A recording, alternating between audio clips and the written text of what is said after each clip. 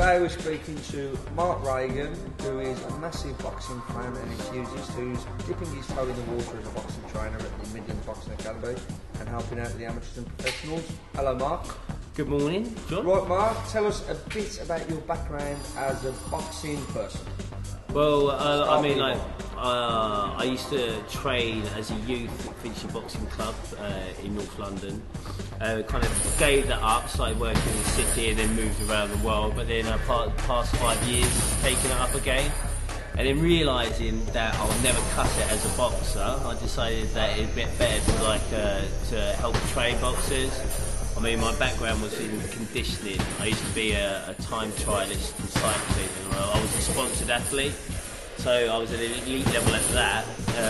But then I transferred my interest from cycling to boxing, and then ever since I've been really kind of like in depth in the international boxing scene. I go to Las Vegas, see that Atlantic City. I've been seeing them go around the world, see all the boxing gyms, Thailand, Spain.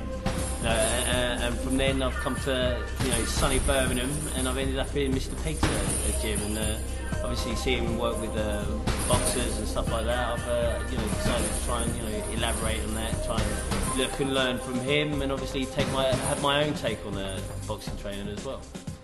As well as getting into the hard side of boxing, the training and working with boxers, which is always hard work, you're also a massive boxing fan.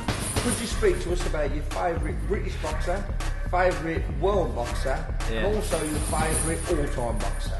Any order you want. Favourite British boxer is Kevin Mitchell by a mile. I like it, he's a proper boxer that can bang, quick hand speed. His movement around the ring, is very much, he's very much like Miguel Cotto in the way that he moves around the ring. He can bang. He likes beating up Northerners as well, which I like watching. Other than that, favourite international boxer has to be the man, Money Mayweather. Absolutely love him. When I trained in his gym, when I saw him train, the guy's a machine. He's an ambassador for boxers. I think that what a lot of boxers don't realise is the dedication that this sport actually entails, and they moan a lot about training, and they kind of like whine and they whinge, and they wonder why they don't get paid the amount that they should. But when you see people like Floyd Mayweather that give their life to the sport, and all they do is live the sport, they deserve to get paid £40 million. He's a character. He can bang. He knocks people out. He's just and a complete. I think he is the greatest boxer to have ever lived. Favourite all-time boxer. Someone probably like Thomas Hearns or Sugar Ray Leonard. I loved Chris Eubank back in the day. Just his arrogance. He was like, he's a proper character. I think I'd have to say probably Chris Eubank. Just the way he was, his arrogance. He knew he was good. He could bang. I'm never a Muhammad Ali fan. Kind of like, I know everyone's swept up, but at the end of the day, you got hit too much. So Chris Eubank. Well, Mark, as well as helping out with all the pros at the Midlands Boxing Academy, you've done a lot of work with Terry Carruthers, who's got an upcoming fight, 10 rounds, March 16th in Birmingham. Tell us what you've made of Terry and what you think of the outcome of this fight with Kevin McCauley, another tough road warrior. I mean, I think Terry, since he's come in here, I've seen his fights on YouTube, and he's boxing. He's got the speed, he's got the aggression. Whereas before he loved to get in and tear up. I think he's starting to get the skills. He's working on his jab. He's got world-class hook. I mean, the thing is, he's working on his conditioning as well, which with a 10-round fight is going to be exceptionally important. Having a look at McCauley, I reckon Terry will do him, but I hope he'll do him with a stoppage, probably round 7 or 8. Yeah. Obviously working in the Midlands Boxing Academy, there's a fair few boxers in there.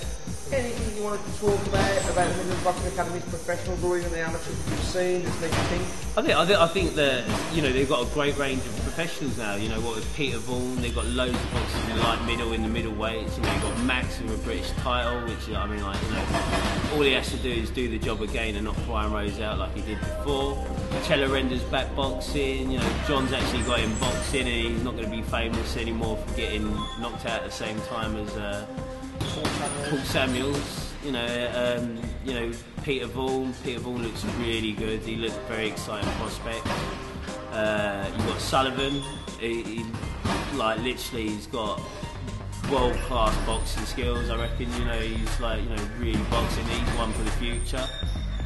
The others, Cunningham, isn't it? And Cooper, yeah. I mean, I think it's a good time. The gym has got a great stable of fighters, and start mopping up some belts and some accolades, and you give this gym the recognition that it deserves, and obviously John, the recognition that he deserves for putting up with all the shit that he has to do from everyone, especially Terry. So Mark, looking to the future, after really helping intensely with a professional in a 10-round fight, could you see yourself getting into it more as rather than a hobby? I'd love to get into it more, and obviously investing time. Kind of like my profession only requires me to really work 3 months of the year, so it gives me a lot of free time. But I've never met characters like boxers in my life. I've never, ever. They've got the best intention. If I can do something with their personalities and get them to become reliable, boxers are without a doubt the most unreliable people in the world. That's why the reliable one gets to the top. Mark, thanks a lot for your time and your speech, and we'll see you in a ring somewhere soon. Cheers.